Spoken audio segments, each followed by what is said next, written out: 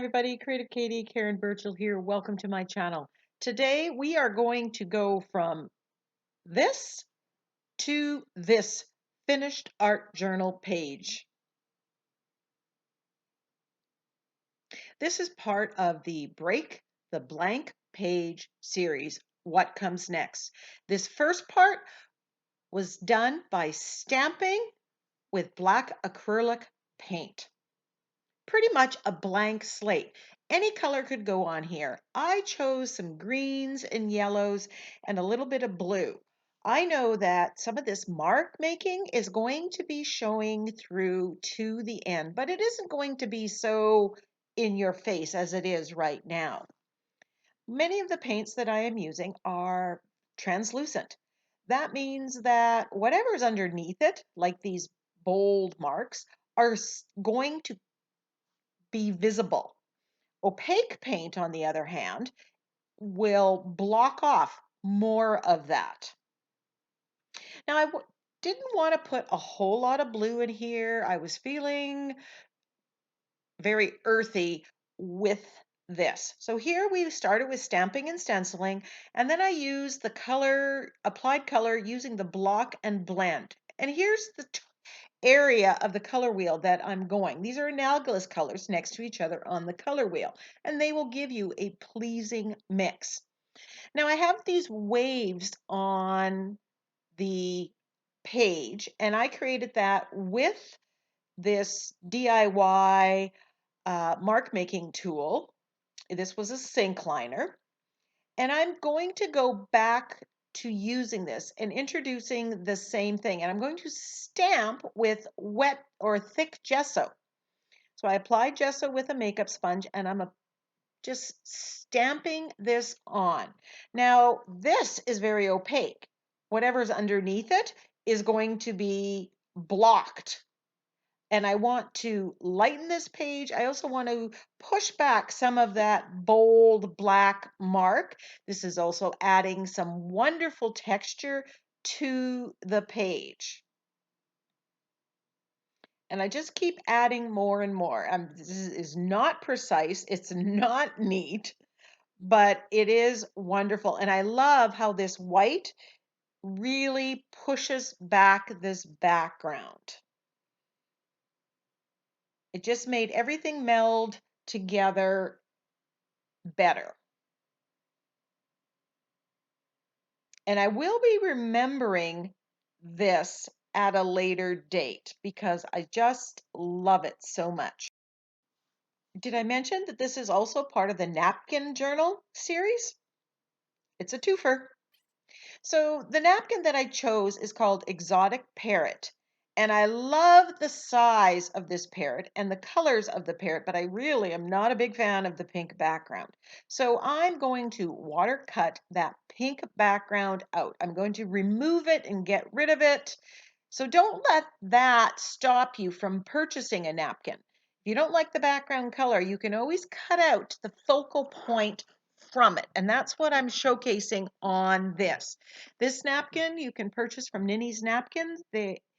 She is so much more than napkins. You can get some stencils and stamps and other mixed media art journal supplies. Check it out. She's building her stock and she's open to suggestions. So I'm using my fine line brush and water, and I'm just cutting off as much of the pink as I can. I don't want that pink showing through whatsoever. So I'm just cutting that out. You can use scissors to doing this. Do whatever works best for you.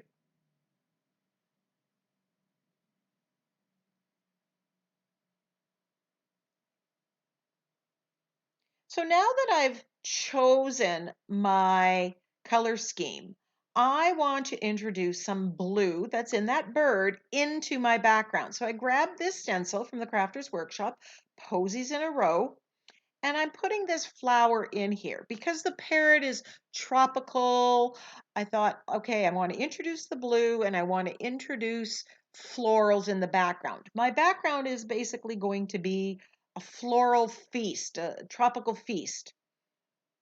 So I'm adding that blue in a very subtle way. I didn't want a lot of blue in there. And I'm just layering the stencil over to extend the pattern. And because this is a background, it doesn't have to be perfectly lined up. You're not going to notice it afterwards. Was playing with the ferns. Did I want to put the ferns on here? This one. And I'm additioning different stencils. Then I grab this stencil, and this is Circle Jumble. I'll put a link and the name down below if that's wrong. And I love this circle motif here. Now we've got some circle motifs going on. I've got that swirl that makes a circle. We have this one that I'm adding, and I'm going to continue with using circles in here. At this point, I absolutely love, love, love this background. And I know I'm going to be covering up a lot of it. So what I do is I take a picture of this background. This way I can remember what it looked like and maybe recreate it for a different project. It's a great way of keeping track of your backgrounds or great ideas. Now, because there's the pink flower on with the parrot, I wanted to introduce a little bit of that pink. Circle Jumble's name of the stencil. I can read it now. So I'm adding another part of this Circle Jumble stencil. But again, we have circles. We have the swirls that were the black mark, and you can see them peeking through. This has become a very layered and luscious background.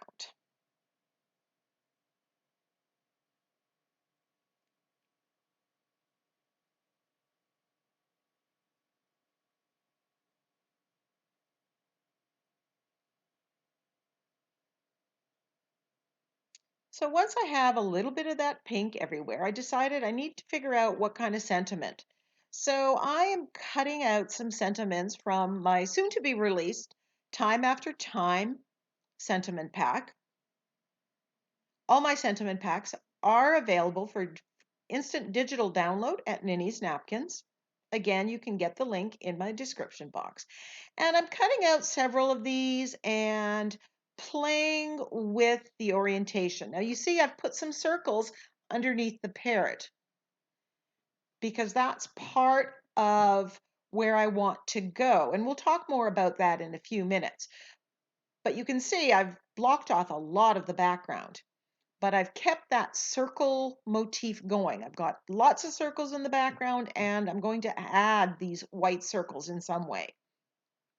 I'm just kind of playing with, I want to have an idea before I move forward, before I glue anything down, before I take the next step of where I want to go with the sentiment, how it's going to fit. So I'm going to put these circles on here, and I was going to just trace it and then paint it. And you could do that. You could trace with anything, but I'm using this circle template. And I decided, I'm going to mask it off, and I'm just going to use my makeup sponge and apply the paint through basically the stencil.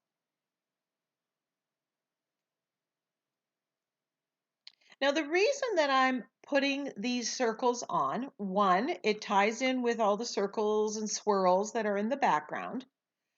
Two, I want to push back that background. It's very busy, and I don't want to see all of it. That would overcome the focal point. And three, I'm going to glue down that napkin. Now, napkins are great for focal points, but when you glue them down, they become very translucent. And if you've got lots of patterning and darker colors in the background, you will see that come through. And I wanted to block that off so that my parrot doesn't have any additional marks on it. Now, my thought process here was that I didn't want this opaque white. I wanted to be able to see some of the pattern, but push back most of it. So happy with the orientation. I'm gluing this down with my fluid matte medium, and I put a good dose of it underneath and then on top. And just a word of caution, when the napkins get wet, they become extremely, extremely fragile. So you want a softer brush and you want to be gentle. Otherwise, you will rip the napkin. Which, I mean, I have 4 of these birds on the one napkin, so I could always go and cut out another one, but I prefer not having to do something twice. And you can see how having the white in the background allows that parrot to stay the focal image. Now, I wasn't happy with cutting up the sentiment the way I had, so I shrunk down the sentiment to about 75%, and I show this in one of my videos on how you can shrink and resize my digital sentiments, and you have absolute permission to do that and make it fit your project. I didn't want the words to be so cut apart. I wanted this to have a little bit more weight, so I left them together. And I'm happier with that. But again, that's a personal choice. If you like it a certain way, there's lots of different ways that you can treat your sentiments. Now, I want to punch up the color of the art. So I am going to achieve a painterly effect. I'm putting white gesso on and the couple green colors for the leaves. I will be painting over the parrot colors as well and the flowers. And you can see I am not being overly precise here. I'm basically globbing the paint on. I want a very painterly, abstract feel. I'm going to come in and I'm going to be doing some highlighting for the veining on the leaves later on. Right now, I just want it to look very painterly.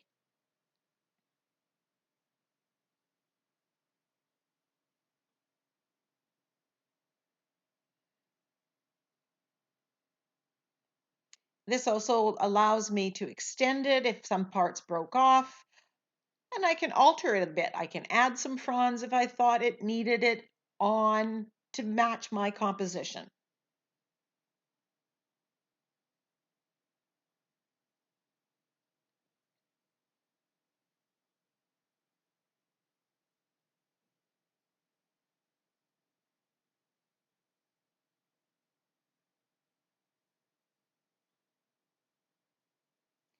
Now it's a little scary painting over top of the napkin, but the more you do, the better you're going to get. So jump in.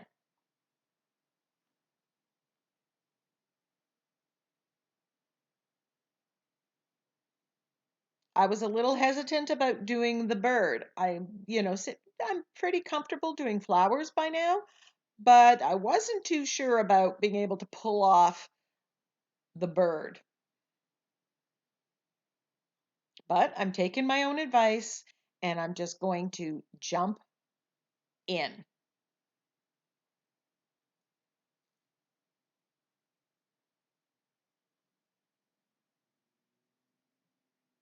Now, because I didn't want to put too much paint on there, I decided that I'm going to add color by doing a bit of a wash. And this time I'm using my Inktense blocks to beef up that color.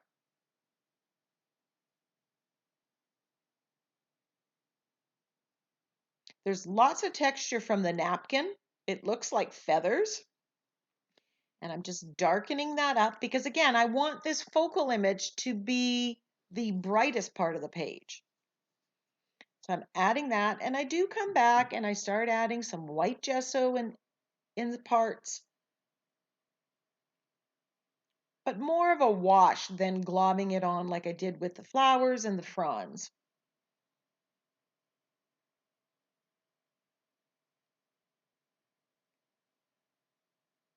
And I've got a little bit of paint on there, and I'm looking at the napkin to see where the highlights and the lowlights are, the shading, and I can use what that artist has done to guide mine.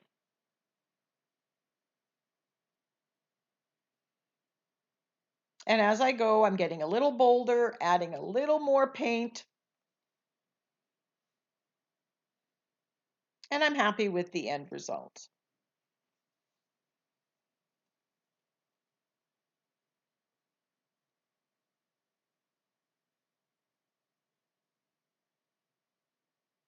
If you don't have Inktense blocks, you can use a blue paint, but thin it down and do more of a wash. Now, both the Inktense blocks and acrylic paint are permanent. You can use watercolors and other things, but you have to remember that later on. Now I'm adding some shading. It's getting a little dark, so I'm wiping it off a little bit. And I can do that because everything underneath it is acrylic and is permanent, right? Or Inktense blocks are permanent. So it doesn't all come off. So it allows me that luxury of removing something quickly if I need to.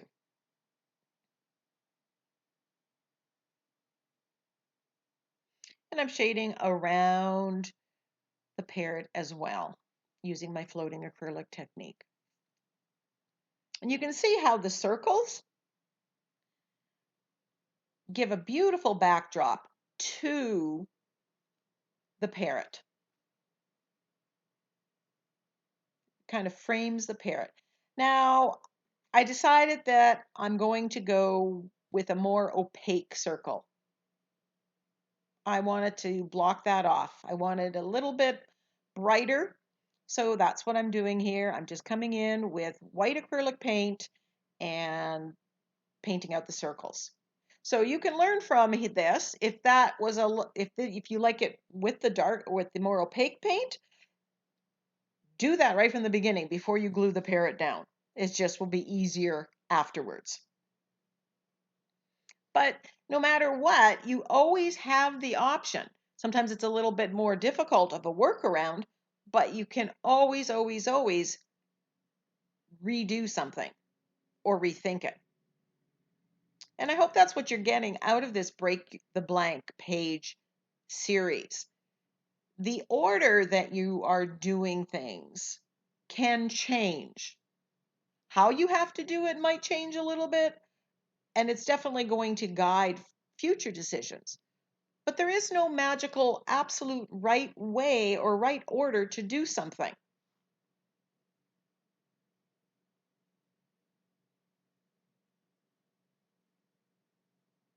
And here I'm doing some painterly flowers. I'm globbing on white gesso, and then I'm coming in with quinacridone magenta because I want to introduce that pink. I want that bright pink here that I have in the background.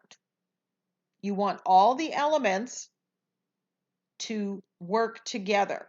So I've got the blue of the bird in the background. I've got the flowers, the pink of the flowers in the background. I have flowers in the background that goes with this. Now my painterly flowers do not resemble the flower that the artist had there whatsoever. And to be honest, I'm not exactly thrilled with how the flowers turned out, but it is abstract and I'm going with it.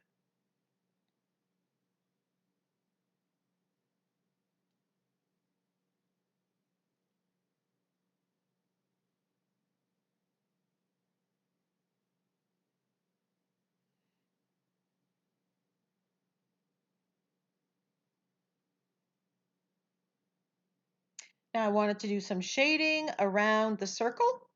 So I go in with green and I love that look. And then I do come in with black as well, just a little bit. But you get the benefit of both of those colors coming through around the circles. And there's the black.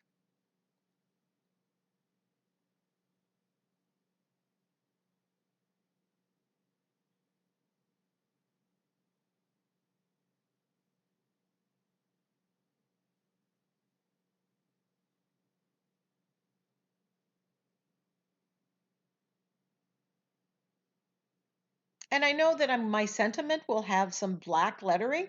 So again, we want everything to work together. I glued down the sentiment with the matte medium. And now I'm just outlining it with my black Posca pen. Time is precious, waste it wisely.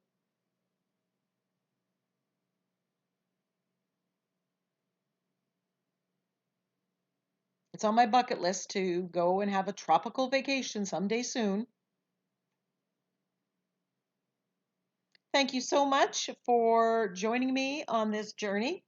I hope you're enjoying the Break the Blank Page series. I am. Leave me a comment, give me a thumbs up, follow me on Instagram at Creative Katie.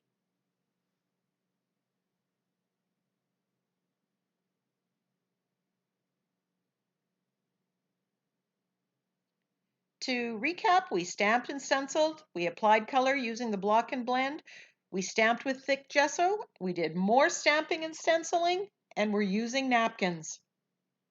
Thanks again. Now go get creative.